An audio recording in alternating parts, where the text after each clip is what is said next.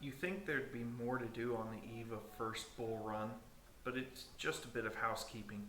Checking the correspondence, I see the Confederates got 10,100 recruits out of thin air. Somehow their army is larger after distress call than before. Essentially, their defeat was so complete, the game doesn't know how else to deal with this besides giving the AI free troops. For this reason, you may want to avoid clearing the enemy if you can't do it efficiently.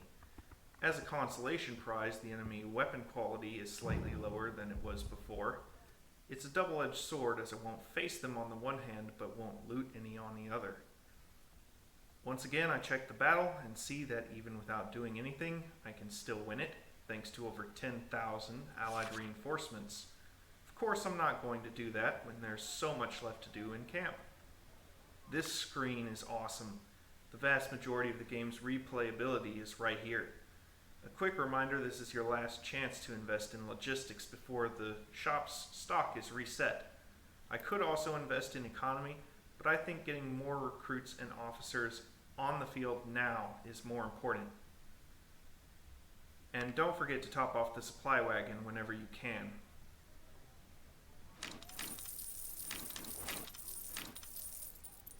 On normal difficulty, I strongly recommend purchasing any kernel near promotion.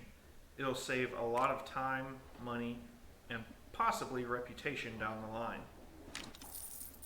I mentioned the new veteran system earlier, and mousing over our pool will show us how many we have. Only 144 for now, but a portion of those wounded will continue to recover into the pool. As I said, I'll not be replenishing any unit ever in this campaign, but what I may do is this. With enough veterans and a suitably experienced officer to lead them, even fresh units can be fielded with perks. Obviously, this will be easier to do the longer the campaign goes on. If you're like me and you mostly cheap out on officers, you can use your allowance to buy weapons instead. And there are some I recommend grabbing whenever you can. The Springfield 1861, the most common rifle of the war and a reliable weapon at a reasonable price in game. It's an objective improvement on the 1855s I've used up till now. The Harper's Ferry 1855, a high quality variant of the Springfield 1855, does less damage than the 1861, but keeps the Maynard tape system for a faster fire rate.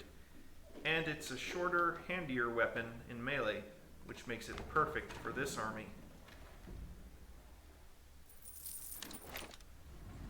I always buy artillery in the price range of 10-pound Parrots to 24-pound howitzers, but as you can see, we'll still have cash left over.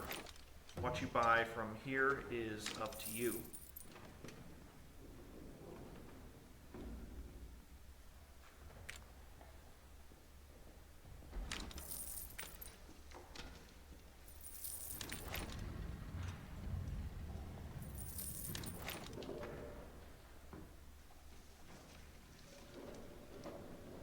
The Lorenz is little more than an overpriced marginal improvement on the Springfield 1861, and I don't recommend investing in them.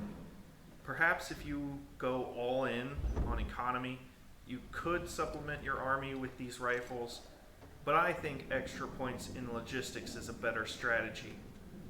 You'll get additional 1861s and 1855s, along with more artillery and other rare weapons usable by skirmishers and cavalry. I could field the Napoleons I just bought, or dedicated skirmishers, but I choose to field more infantry instead. Luckily, I have enough rifles for now, but I'll need to plan ahead a use for those 1842 smoothbores later. Unlike other officers in this mod, you can buy an unlimited supply of captains from the academy. It'll most likely take them one battle to be promoted to major. However, their rock bottom leadership ability means my units will be fighting without perks for some time. That's the choice I've made.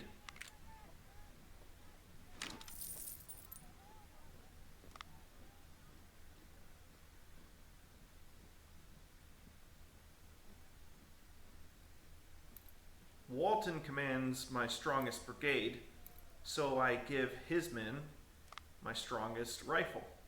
Hopefully the Harper's Ferry's high melee will deter possible charges.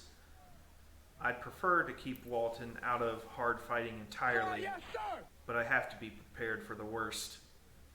Unfortunately, there are too few Springfield 1861s for Loomis, so his men will have to make do with Mississippi 1841s for now. While I could equip rookies with them, their improved accuracy would be mostly lost on them. I think the current distribution of equipment is good enough. It's wise to collect anything you plan to use later when you have spare cash. I plan to field skirmishers at the start, and Confederate sharpshooters can be an absolute pain in this game. The Sharps 1859 and J.F. Brown are the only counters the Union have, so I need to buy what target rifles I can now if I want to field them later. A question I've sometimes heard is, why didn't Civil War armies field repeating rifles from the start? Well, here's the pinnacle of early war repeaters, Colt's 1855 revolving rifle. This weapon was adopted by the U.S. Army but never became standard issue given its high cost, unsafe nature, and an overly long reload during which the wielder was a sitting duck. But you know what? Let's see what could have happened if the Union invested in this system. I'm going to supplement my 12-pound Napoleons with 12-pound howitzers. This obsolete gun excels in canister with poorer performance and everything else. It's not ideal, but I do need the extra firepower. Lastly, I'll buy the 12-pound Whitworth and the 4.5-inch siege guns just because I have the cash. I don't expect much of them for reasons I'll explain, but I still have plans for them. That's everything for now.